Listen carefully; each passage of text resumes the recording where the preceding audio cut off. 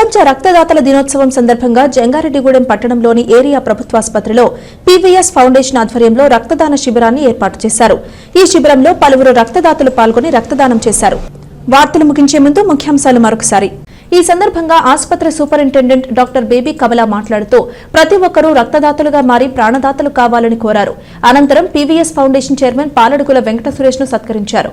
ఈ కార్యక్రమంలో RMO Rambabu, nursing superintendent సామ్రాజ్యం తదితరులు పాల్గొన్నారు.